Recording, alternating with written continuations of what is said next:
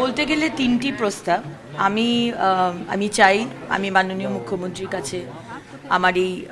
চাহিদাটা রাখবো এই পরিবারের তরফ থেকে যে এই বাড়িটি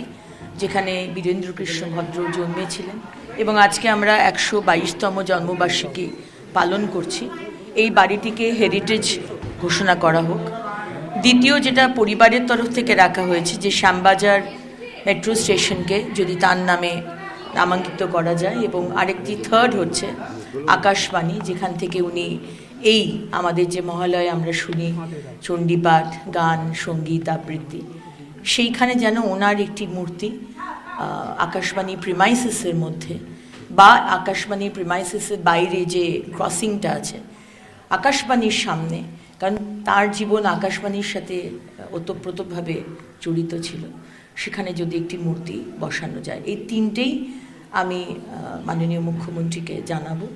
এবং আশা রাখছি এটা হয়তো হয়ে যাবে। দিদি, পলিটিক্যাল না, বাট এটার সঙ্গে গুরুত্বপূর্ণ,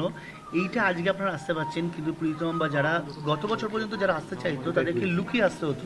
বাধা দেওয়া হতো, আসতে দেওয়া হতো না। এই বিষয়টা তো অত্যন্ত গুরুত্বপূর্ণ, কারণ তাদেরকে আসতে দেওয়া হতো না। শ্যামপুকুর বিধানসভা কেন্দ্রের প্রাক্তন বিধায়িকা তিনি এই বাড়ি এবং এই অনুষ্ঠানটিকে নিজের কুক্ষিগত করে আমার একটু অবাকই লাগে যে মানে এই কুক্ষিগত করা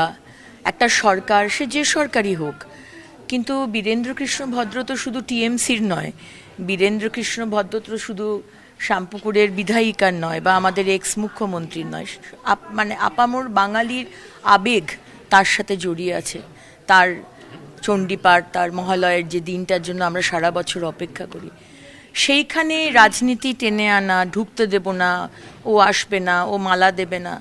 এগুলো আমরা শুধু প্রীতম যে ফেস করেছে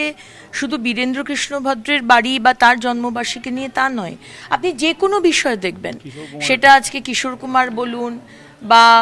শ্যামাপ্রসাদকে তো ভুলিয়েই দেবার চেষ্টা করা হয়েছিল, পাঠ্য বইতে ভুলভাল পড়ানো, তার নাম অবধি না লেখা, এটা খুবই আনফর্চুনেট। আমার মনে হয় আমাদের মানে সবারই আর কি, যারাই আমরা রাজনীতিতে আসি, আমাদের একটু বিগার যে রেসপন্সিবিলিটি সেটা আমার মনে হয় রিয়েলাইজ করা দরকার, যে এই ছোটো পেটি পলিটিক্সের মধ্যে না থেকে আগামী প্রজন্মে আমরা নিয়ে যেতে পারি, ডেভেলপ করতে পারি, সব কিছু শেখাতে পারি। এখানে বীরেন্দ্রকৃষ্ণ ভদ্র শুধু টিএমসির বা শুধু বিজেপির বা